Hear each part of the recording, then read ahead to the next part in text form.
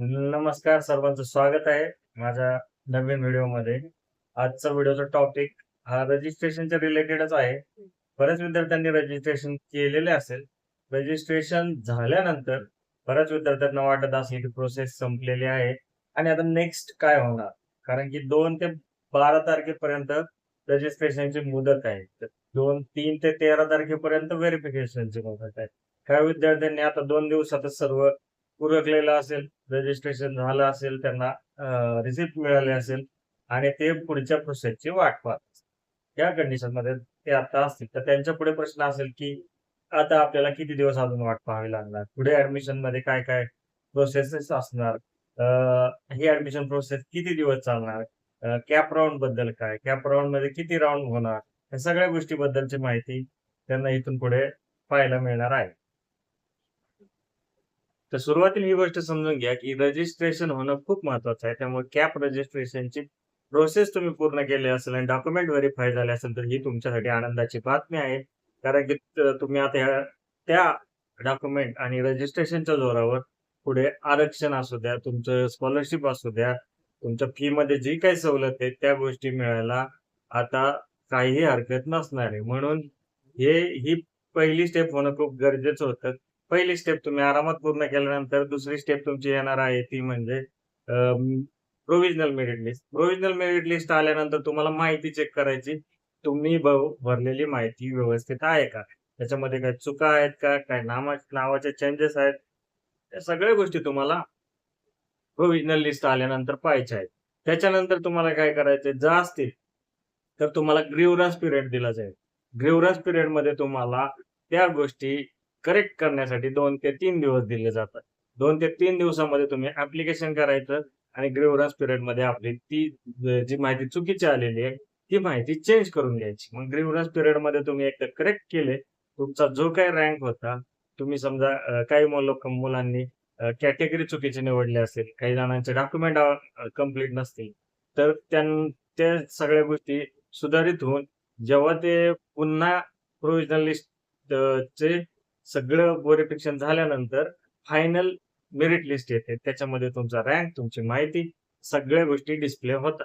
Final merit list वरून मग तुमचं कॅप राउंडचे पुढे ऑप्शन फॉर्म चालू होतो. म्हणून या 3 स्टेपमधून आता तुम्ही जाणार आहात.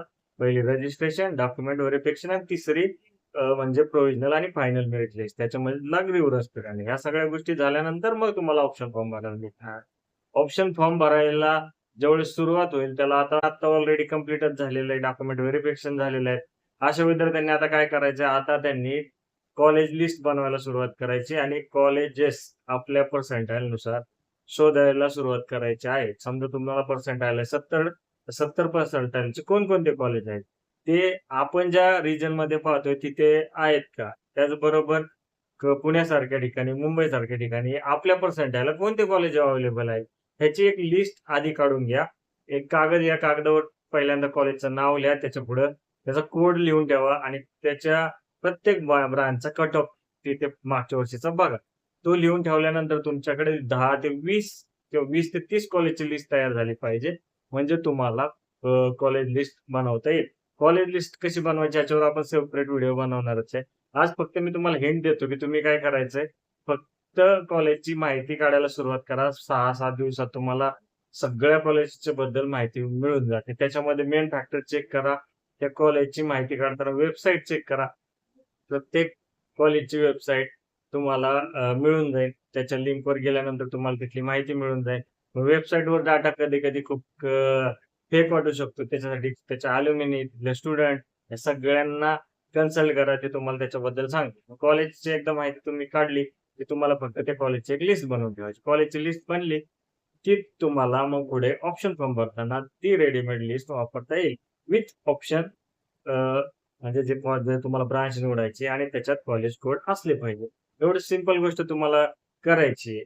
आणि ही स्टेप तुम्ही एकदा पार केली, की cap round 1, cap round 2, cap round 3 आणि कॅप राउंड 4 असे जे काही होणार आहेत कॅप राउंड ते तुम्हाला फेस करता येईल. आता कॅप राउंडचे जे काही नियम आहेत ते आपण तुम्हाला त्या वेळेस सांगत राहू. त्यावेळी आहे. दरवर्षी कॅप राउंडमध्ये काही नवीन नियम येत असतात. तर ते पण पाहायला लागतील आपल्याला. कारण मागच्या वेळेस 3 राउंड ऐवजी 4था राउंड आला होता. इन्स्टिट्यूट लेव्हलच्या राउंडसाठी पण काही नियम बदलले होते. त्याचबरोबर फीच्या बाबतीत काही निर्देश दिले होते.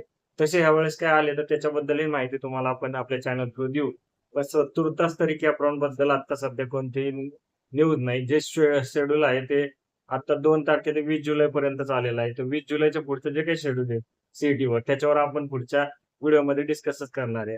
आजच्या व्हिडिओमध्ये फक्त तुम्हाला सीईटी रजिस्ट्रेशन पासून ऑप्शन फॉर्म पर्यंत काय-काय करायचं तेवढं मी तुम्हाला सांगतो. आता कॉलेजची लिस्ट कशी बनवायची याच्यासाठी तुम्ही माझा नेक्स्ट व्हिडिओ पहा. त्याच्यामध्ये तुम्हाला मी डिटेलमध्ये टाकतो.